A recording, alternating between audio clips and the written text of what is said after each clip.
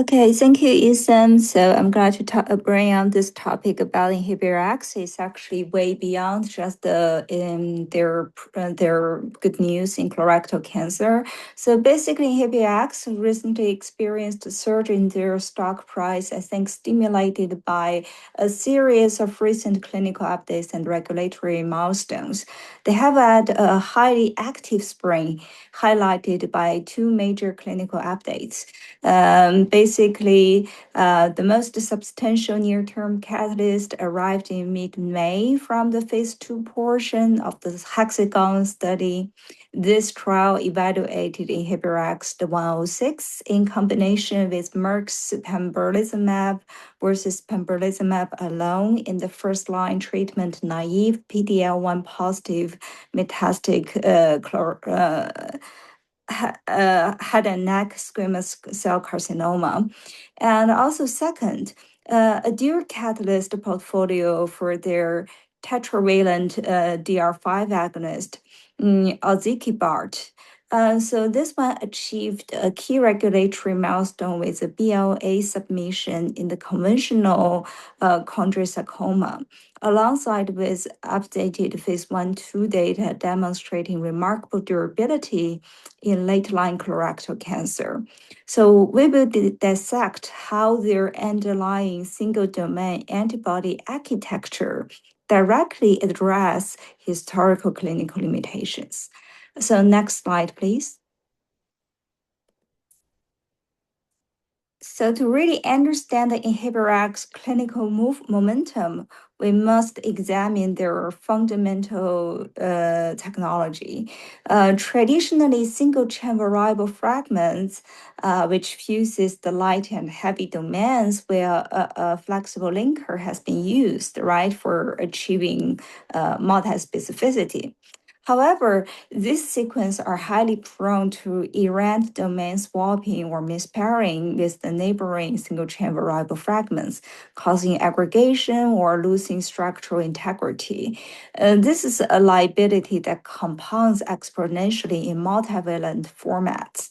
While Inhibrx bypass this completely by utilizing a single domain antibodies or sdAbs, is derived from the camelid family, like camels, llamas, alpacas, at roughly 12 to 15 kilodalton. Single domain antibodies are half the molecular weight of the single chain variable fragments, but maintain fully comparable binding affinities without requiring a paired variable light chain. Crucially, they have engineered a patent modifications to their humanized single domain antibody scaffold that eliminates the recognition by pre-existing anti-drug antibodies in human serum, which has been historically proven to be an issue in several occasions. So this humanized single domain antibody scaffolds that eliminates pre-existing anti-drug antibodies. It has proven highly modular, biophysically stable building blocks, optimized for complex multi-specific configurations. Next slide, please. So a prime application of this modularity is the Inhibrx 109, which is ozekibart, is targeting the DAS receptor 5 to trigger tumor-selective apoptosis or tumor preferential apoptosis. So historically, DAS receptor 5 programs failed because conventional bivalent antibodies or even the recombinant trivalent trial, which is the natural ligand, could not achieve the high-order receptor clustering necessary to initiate robust apoptotic signaling.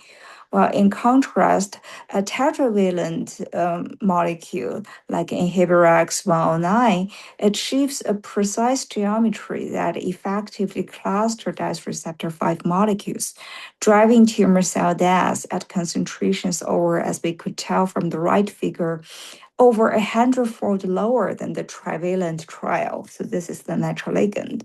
So you can see from here, if it is just bivalent, it's literally not really inducing the apoptosis at all.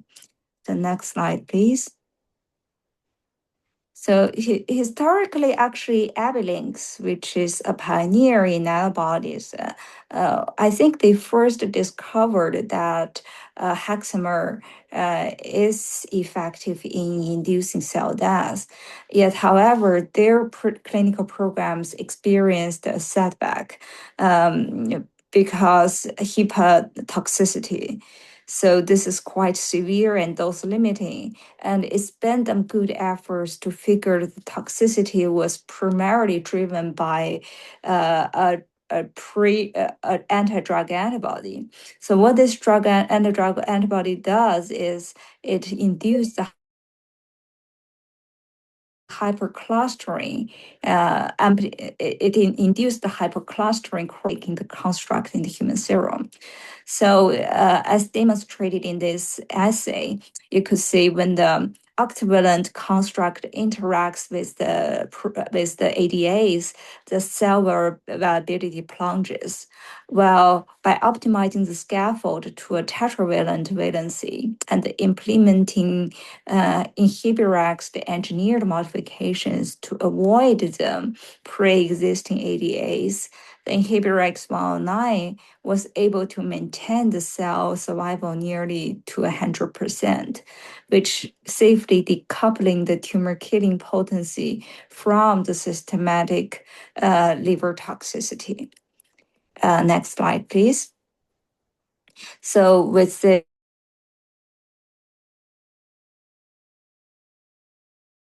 translated into unprecedented clinical success in conventionally chondrosarcoma, which is historically notorious for its chemo and radiation resistancy.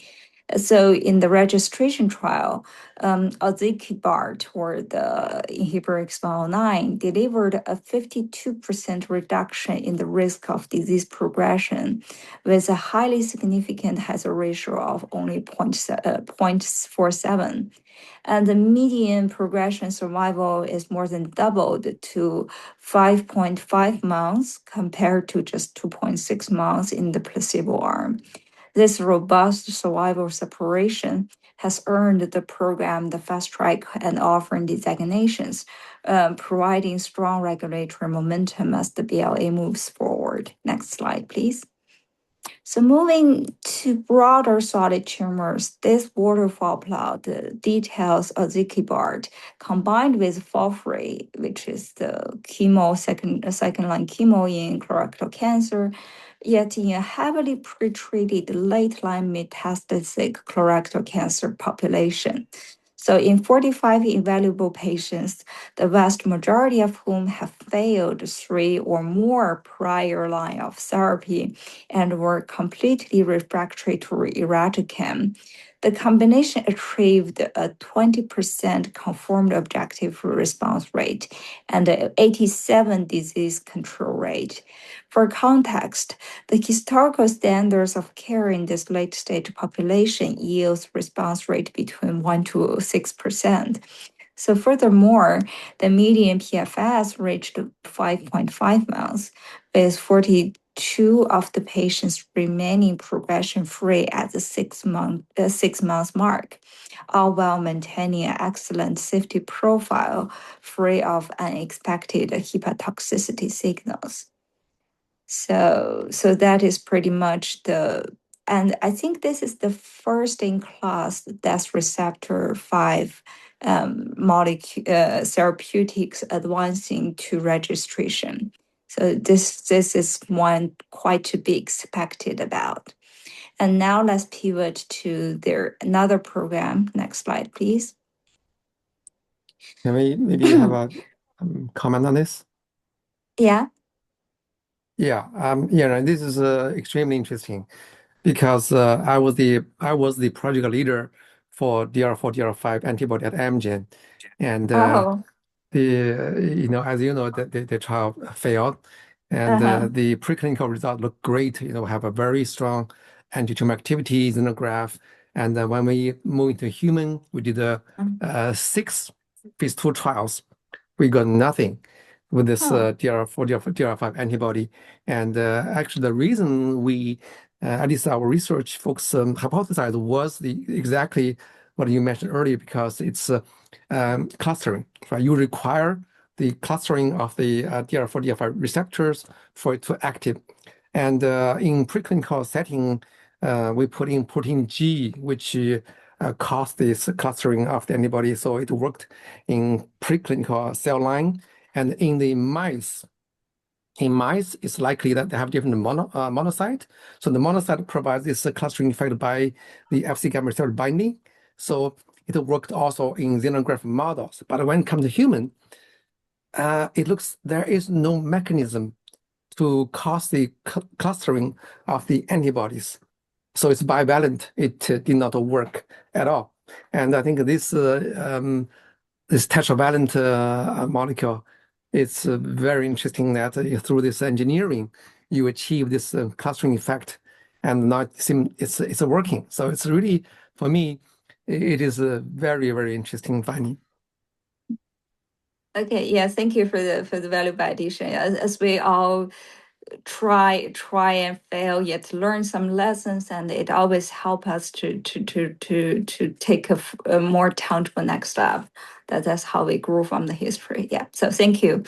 So now, for the sake of time, let's pivot to the second major pipeline asset, Inhibrx 106, which is a hexavalent OX40 agonist. OX40 is a powerful co-stimulatory receptor on the activated T cells that drives proliferation and blocks activation-induced cell death.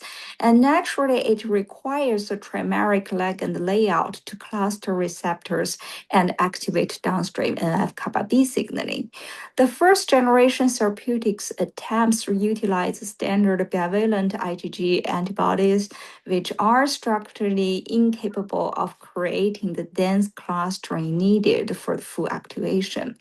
Well, Inhibrx 106 resolves this by arranging 6 OX40 targeting single domain antibodies around a functional Fc domain, enabling optimal receptor clustering while simultaneously leveraging Fc mediated effector functions to deplete suppressive regulatory T cells. The functional superiority of the hexavalent architecture is clearly mapped out preclinically, as on the right you could tell from the NF-kappa B reporter assay, demonstrating that while bivalent antibodies show flatline activity, Inhibrx 106 drives a massive dose-dependent activation signals.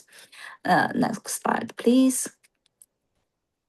And in the aggressive B16F10 synergenic tumor model, monotherapy hexavalent OX40 achieves a complete response rate of 30%, whereas the bivalent variants fail. And when combined with anti-PD-1 blockade, the hexavalent synergy achieves a 60% complete response rate, paving a clear mechanistic runway for its clinical translation. So that brings to the next slide. In the clinical trial, they explored the strategy of combine the 106 with the pembrolizumab. And this is a clinical validation of this concept this spring while the interim phase 2 hexagon study. So this is a first-line treatment naive PD-L1 positive head and neck squamous cell carcinoma.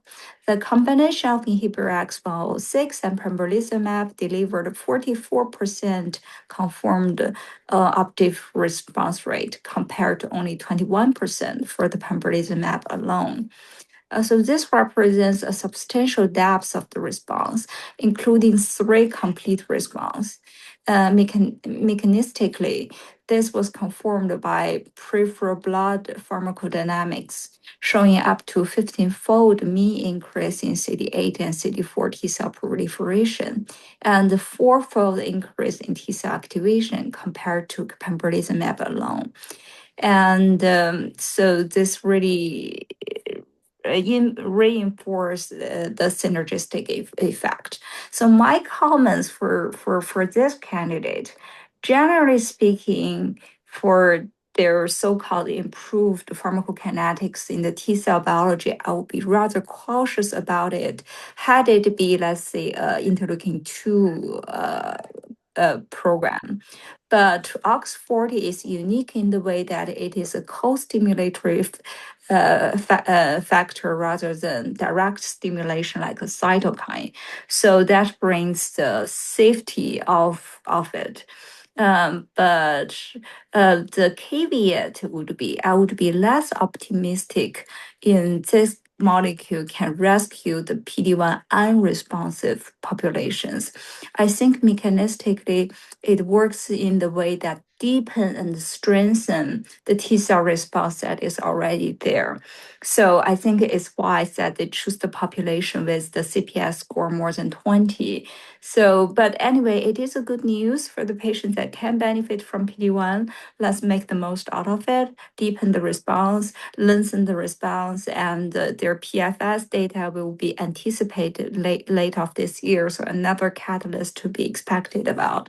But overall, very exciting program and derived from this very unique platform technology. So that is my comment for Inhibrx.